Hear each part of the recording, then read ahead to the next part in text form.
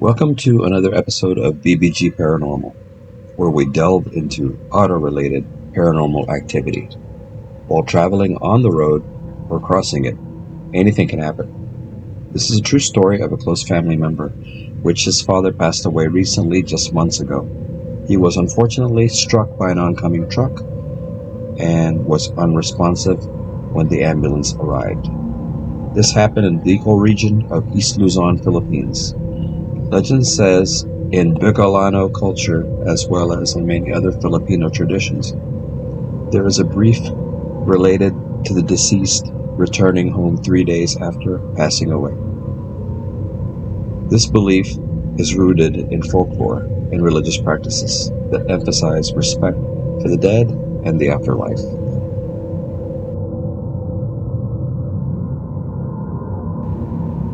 Bicolano beliefs about deceased returning home. The soul's journey. It is believed that the soul of the deceased remains close to the physical world for a few days after death, often 3 days. During this time, the soul may return to the home or familiar places to visit loved ones or ensure that everything is in order. This story begins when the father decided to go hang out with friends, and of course, a little celebration and festivities were in order. Since they live in a remote area of the country, basic emergency services are not available at speed like in the city. He decided it was time to go home in the wee hours of the morning. As he was walking alongside of the main highway, he decided to cross, and at that time, a truck which was going at a high rate of speed struck him, and as there was no stoplights in the area. News of what happened reached family members at the speed of text, of course. This man wasn't just any man. He was a beloved member of his family and was responsible for their well-being since they were babies. The Bicol region is a beautiful, remote area of the Philippines full of mysticism and folklore, and of course legends.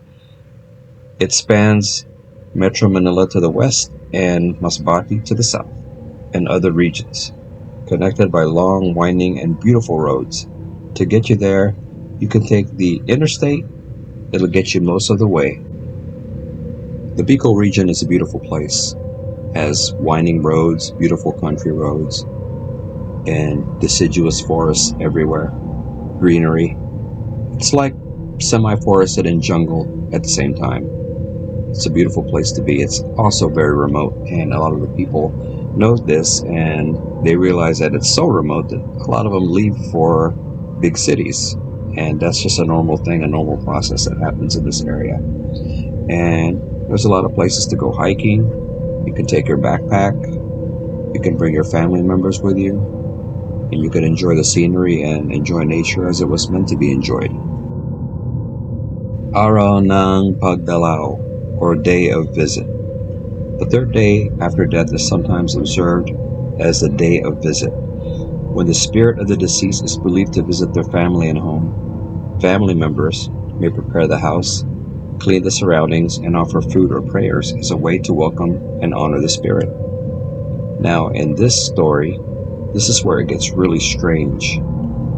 On the third day, they return to the house and notice something unusual. Actually, they notice something unusual after looking around. And then one of the relatives screams, "There's the footprints!" They all look down, and lo and behold, there were wet footprints on the clean floors, as you see here. In folklore, some family members use flour in a pan or water in a pan, so they believe when the spirit visits the house, there are signs left behind, and in this case, the family chose water. I've heard of cases where the family used flour and something happened, and there were footprints left behind as well. I was utterly shocked by this photo sent to me and the circumstances connected to it. If you look closely, one of the feet was firmly planted down and the other one was partially planted down, as if the soul was taking flight. And you know where it went. There's a lot about our world we don't quite understand, nor can we get a grip on. The reality of it is why I'm so fascinated with it, and as this phenomenon happens anywhere in the world, but more often than most, here in the Philippines, Japan, and usually near the Ring of Fire areas of Southeast Asia, as I believe it has a lot to do with it. Now, there's many Bicolano rituals and practices that accompany this kind of event.